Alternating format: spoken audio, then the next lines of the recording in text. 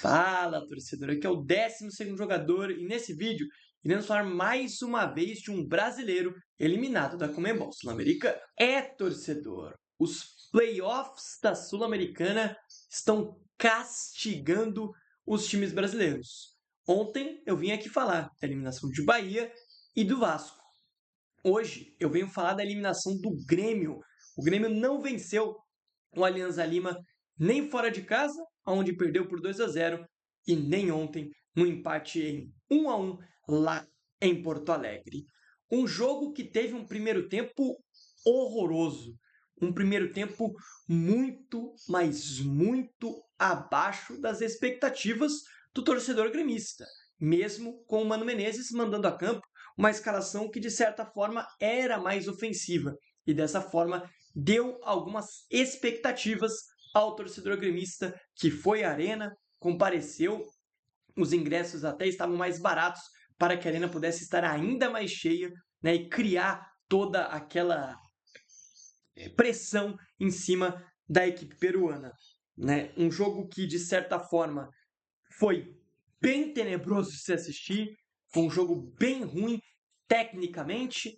O Alianza Lima basicamente que veio para se defender e obviamente atacar nos contra-ataques e também fazer muita cera. E como a gente já sabe, como a gente conhece, a arbitragem da Conmebol é muito, mas muito permissível a cera. Cada lateral do Alianza Lima era 2 minutos. Tiro de meta, então, meu Deus do céu, o goleiro demorava 5 anos para cobrar o tiro de meta. E essa cera, obviamente, que deixa o jogo muito, mas muito chato. É aquela arbitragem muito ruim, que tem faltas absurdas que não são marcadas, faltas bobas que são marcadas.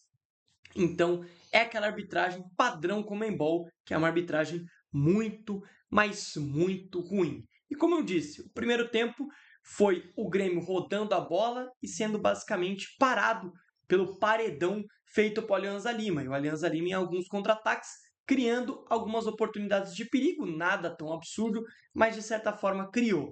No segundo tempo, as mudanças do Grêmio, né, do técnico Mano Menezes, surtem efeito, né? O André Henrique entrou muito melhor que o Kiki Oliveira e também teve a entrada do Edenilson, que deu ali, né, mais criação para o Grêmio, que sofreu muito com isso no primeiro tempo. Aí sai um gol do Grêmio numa cobrança de escanteio, mais um gol do zagueiro Gustavo Martins, né, um gol meio que ali meio estranho, né, um meio voleio e tal, ele consegue encobrir o goleiro e fazer 1-0 o Grêmio. E aí tem uma abafa do Grêmio. Tem um momento onde o Grêmio pressiona, onde o Grêmio consegue criar ali um clima todo de pressão em cima do Alianza Lima, dificulta bastante a vida do Alianza Lima. O André Henrique, que entrou muito bem, inclusive no lugar do Kiki Oliveira, que fez um péssimo primeiro tempo, deu uma bola na trave, depois ele tenta um voleio após um domínio no peito, tem uma outra oportunidade com o Brian White, uma boa defesa do goleiro do Alianza Lima. Então o Grêmio foi criando, o Grêmio foi empilhando chances, mas acabou não conseguindo converter essas oportunidades em gols. E aí, no último lance do jogo, né, depois que o árbitro deu, né, 2 minutos a mais por cera, final do jogo, né, ele conseguiu dar 2 minutos a mais, e nesses 2 minutos a mais o Grêmio dá uma entregada no meio de campo. Eu acho que, se não me engano, foi o Vilhaçante que faz uma temporada horrorosa. O Vilhaçante que foi um dos poucos destaques do Grêmio nos últimos anos, assim, né? O Vilhaçante era um carregador de piano desse meio de campo do Grêmio, um jogador que foi muito cobiçado no início da temporada pelo Palmeiras, acabou não indo, né? O Grêmio conseguiu segurá-lo para ele ser uma peça importante. Não sei se isso mexeu com o Vilhaçante, de certa forma, já tinha comentado isso inclusive no jogo da ida. O Vilhaçante faz uma temporada muito, mas muito ruim mesmo, e aí tem essa entregada, um baita de um lançamento para o Barcos, e sim, o destino foi muito cruel. Aos 41 anos, o maior artilheiro estrangeiro da história do Grêmio apareceu para fazer um belo gol de cavadinha, a gente sabe, né? Na frente do gol, a gente conviveu bons tempos com o Hernan Barcos no futebol brasileiro e a gente o conhece muito bem para saber que na frente do gol, mesmo aos 41 anos, você não pode moscar com o Hernan Barcos. Ele na frente do gol vai ser letal. O torcedor do Grêmio, como eu disse, conhece ele muito bem. O futebol brasileiro sabe como funciona o Hernan Barcos. E aí ele cravou, não comemorou, né? Em respeito, obviamente, a toda a história que ele tem com a camisa do Grêmio. Se você for pegar o todo dos 2 jogos entre Grêmio e Alianza Lima foram jogos onde o Alianza Lima deu muito trabalho para o Grêmio. O Grêmio sofreu demais em ambos os jogos. Né? Acho que o segundo tempo da arena do Grêmio, né, do jogo de ontem, foi o único momento onde o Grêmio conseguiu superar o Alianza Lima de certa forma e mesmo assim não conseguiu vencer o jogo. Né? Eu venho citando, o elenco que o Grêmio tem é um elenco com muitas limitações. O trabalho do Mano Menezes até agora não conseguiu dar um padrão a esse time do Grêmio. Esse time do Grêmio basicamente que vive de empates, né, de 1-1, de gols achados, é muito sofrimento para criar oportunidades contra um time muito fraco. O Alianza Lima é um time abaixo, eu sei. O Alianza Lima faz um ano de derrubar gigantes. O Alianza Lima passa na pré-Libertadores eliminando o Boca Juniors dentro da La Bombonera. Aí, contra o São Paulo no Morumbi, conseguiu um empate, né? Até estava vencendo o jogo, se não me engano, né? E conseguiu um empate, não foi o São Paulo, né? O São Paulo abriu 2-0, se não me engano, e conseguiu um empate, né? A equipe do Alianza Lima.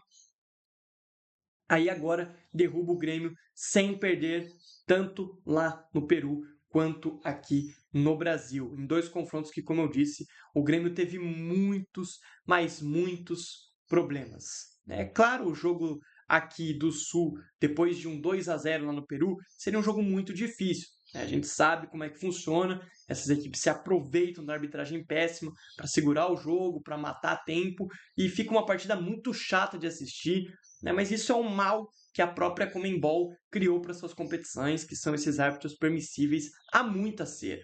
Não é pouca cera, não são poucos momentos caídos, não.